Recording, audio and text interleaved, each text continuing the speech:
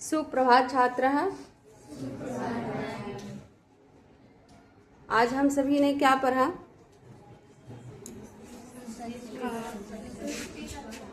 संस्कृत में क्या, किस प्रकरण को हमने आज पढ़ा? कारक प्रकरण में क्या था? कारक प्रकरण में हमने क्या पढ़ा आज? अभ्यास। किस विभक्ति का अभ्यास हमने पढ़ा?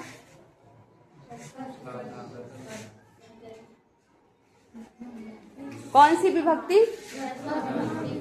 प्रथमा विभक्ति। चलिए तो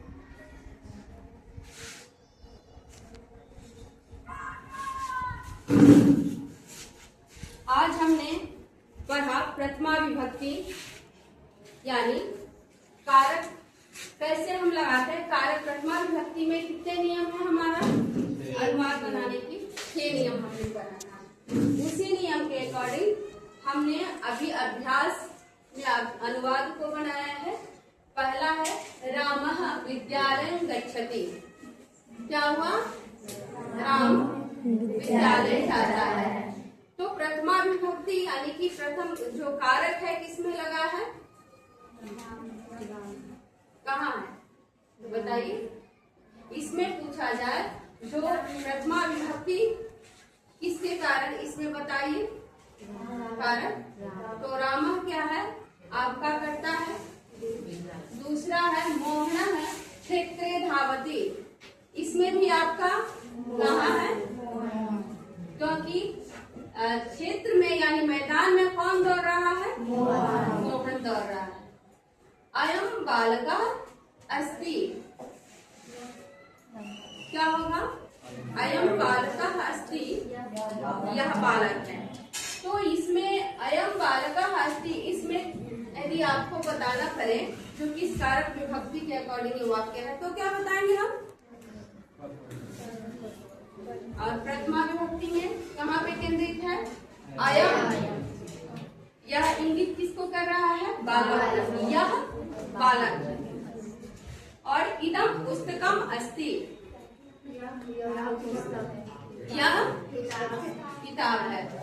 इयम गंगा नदी अस्ति। यह गंगा नदी है। हे रामः तव क्षेत्रे गौः।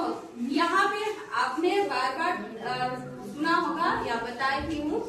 यह जो आधा जो शब्द रह जाता है आपका, यह विसर्ग में परिवर्तित हो जाता है। इसको हम ह के उच्चारण में यानी विसर्ग में परिवर्तित हो जाता है। तो यहाँ पे क्या करेंगे? यदि हम यह कैसा शब्द है तो यह संधि शब्द है। यह कैसा शब्द है? संधि शब्द है। हमें यह भी पता है जो हर शब्द का हम संधि विच्छेद नहीं कर सकते। शब्द तो बहुत सारे हैं लेकिन सभी शब्द संधि विच्छेद वाले नहीं होते हैं। तो यह क्या है? विच्छेद करने पड़े तो क्या करेंगे हम? गौः धन चरति। उसी तरह से हम उच्चारण करेंगे हे रामः। हे रामः जब वर्ण प्रकरण पढ़ा है उसमें भी हमने पढ़ा है जो एक प्लुत स्वर प्रकरण में हमने पढ़ा है जो प्लुत स्वर भी होता है, जिसे हम त्रिमात्रिक शॉर्ट वर्ण भी कहते हैं, जिसके उच्चारण में 3 गुना समय लगता है। तो एग्जाम्पल है यह जो आपका प्लुत स्वर का उदाहरण है। हे रामः तव क्षेत्रे गौः चरति। हे राम तुम्हारे, तब मतलब तुम्हारे, क्षेत्रे क्षेत्र में यानी कि खेत में या मैदान में। तो हम खेत में ही कहेंगे, मैदान नहीं कहेंगे, खेत ही कहेंगे। तुम्हारे खेत में गौ चरती, गाय चरती है। उसके बाद है गुरु शिष्यं पाठयति। यह जो हम हमेशा देखेंगे, जब तक हम लकार यानी कि धातु रूप नहीं देखेंगे तब तक हम अनुवाद या कोई भी अनुच्छेद लेखन स्वयं से करना चाहे तो हम नहीं कर सकते।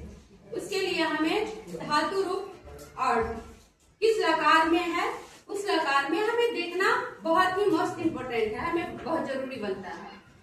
तो गुरु शिष्य पाठयति, वाक्य क्या है? गुरु शिष्य को पढ़ाते हैं।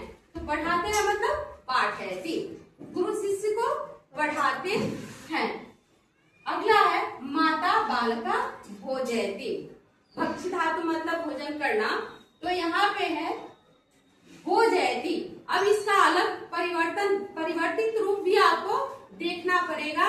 तो कैसे देखेंगे? जब लकार परिवर्तित होता है तो यह शब्द भी हमें चेंज देखने को मिलेगा। तो जब तक हम धातु नहीं देखेंगे हम नहीं समझ पाएंगे, इसके लिए हमें धातु को भी देखना अति आवश्यक बन जाता है। तो माता बालका भोजयति, माता बालों को क्या करा रही है? भोजन खिलाती है। माता वल्ली वल, तो यहाँ माता एक वचन में है, तो भोजयति आपका भी किसमें है? प्रथम पुरुष एक वचन का यह लकार। फिर आगे है मया पुस्तकम पठयते, माया मतलब मुझसे, मुझसे पुस्तक आगे क्या होगा? पठयते, पढ़ी जाती है। उसके बाद है तोया साधु सेव्यते।